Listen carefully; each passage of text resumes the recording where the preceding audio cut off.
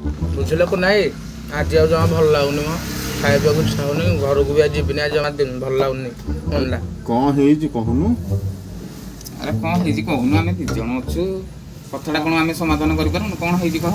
କଣ କହିବି ଭାଇ ଆଉ ଆମ ଘରେ ପେଷ୍ଟ ସରିଯାଇଛି। ଆଚ୍ଛା ଆଚ୍ଛା ଆଈ କହିଥିଲା ପେଷ୍ଟ ଆଣିବାକୁ ହୁଁ ଆଈର ଟିକେ ହ୍ୱାଇଟ୍ କଲର ଆମର ଯୋଉ କୋଲଗେଟଟା ପସନ୍ଦ। ଓହୋ ହଁ ହଁ ହଁ ହଁ ସିଏ କହିଥିଲେ ଯେ ମୋର ଆଉ ମନେ ନାହିଁ ନେବାକୁ। ହଁ ମୁଁ କାଲି ରାତିରେ ଆଉ ଯାଇକି ମୁଁ ଶୋଇପଡ଼ିଛି ଖାଇକି ମୋର ନେବାକୁ ମନେ ନାହିଁ। ହୁଁ ସେ ସକାଳୁ ସକାଳୁ କଣ କରିଛି ନା ସକାଳୁ ଗହମ ଶୁଖେଇ ଯାଇଛି ଛାତ ଉପରେ। ହୁଁ ସେଇ ଛାତ ଉପରେ ଆମ ଦଦା ପୁଅ 2ଟା ଖେଳୁଥାନ୍ତି ଆଚ୍ଛା ଯେ ଗହମ ଶୁଖେଇଲା ଭିତରେ ଗହମ ଉପରେ ଗହମ ପାଲ ଉପରେ ସେ ହ୍ୱାଇଟ୍ କଲରର ପେଷ୍ଟ ଟିକେ ପଡ଼ିଥିବ ଆଉ। ପେଷ୍ଟ ଟିକେ ପଡ଼ିଛି ଭାବିକି ଆଚ୍ଛା ସେ କହିଲେ ପେଷ୍ଟ ଏକା ନଷ୍ଟ କରିବି ହୁଁ ସେ କଣ କରିଛି ଦାନ୍ତ କାଠି ଆଣିକି ସେ ପେଷ୍ଟରେ ଘଷି ଦେଇଛି ପୁରୁଣା କାଳିଆ ଲୋକ ଟିକେ ହଁ ସେ ଘଷି ଦେଇଛି। ହୁଁ ସେ ଘଷିଲା ପରେ କିଛି ସମୟ ଯାଇଛି ସେ ଚିତ୍କାର କଲା ଆଉ ହୁଁ ମୁଁ ସେଠୁ ଛାତ ଉପରୁ ଦୌଡ଼ି ଉଠିକି ଗଲି ହୁଁ କଣ ହେଇଛି ସିଏ ହେଠୁ ମୋତେ କହୁଛି ଆଉ କିରେ ପୁଅ ଏଇଟା କି ପେଷ୍ଟ ଆଣିଛୁ ହୁଁ ଏମିତି କଣ ଦୁର୍ଗନ୍ଧ ଛାଡ଼ୁଛି କଣ ଏଇଟା ତୁ ଆଣିଛୁ। ଆଚ୍ଛା